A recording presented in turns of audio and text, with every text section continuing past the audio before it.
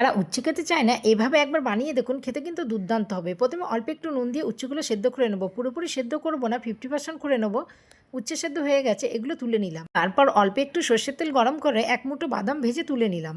তেলের মধ্যে আরেকটু তেল অ্যাড করছি। তারপর একটা বড় সাইজের পেঁয়াজ কুচি, ৫-৬ কোয়া রসুন, ২টো কাঁচা লঙ্কা দিয়ে একটু ভাজা ভাজা করে নিলাম। এদিকে উচ্ছে ঠান্ডা হয়ে গেছে, উচ্ছেটা মাঝখান থেকে কেটে চামচে করে উচ্ছের বীজ বার করে নিলাম। পরের উচ্ছেটা ঠিক একইভাবে বীজগুলো বের করে নিলাম। উচ্ছের বীজগুলো কিন্তু ফেলে দেবো না, এই বীজগুলো পেঁয়াজের মধ্যে দিয়ে একটু নাড়াচাড়া করে নিলাম। তারপর ১ চামচ সাদা সর্ষে দিয়েও একটু ভেজে মিক্সি জারের মধ্যে তুলে নিলাম। আর এই মশলাগুলো ঠান্ডা করে এর মধ্যে ভেজে রাখা বাদাম, অল্প একটু নুন আর হলুদ দিয়ে একটা পেস্ট বানিয়ে নিলাম। তারপর এখান থেকে চামচে করে ঠেসে ঠেসে উচ্ছের মধ্যে পুর ভরে নিলাম। দুটো উচ্ছের মধ্যেই পুর ভরে নিলাম। যতটা সম্ভব পুর ভরে নিচ্ছি, ভাজার সময় কিন্তু একটুও বেরিয়ে যাবে না।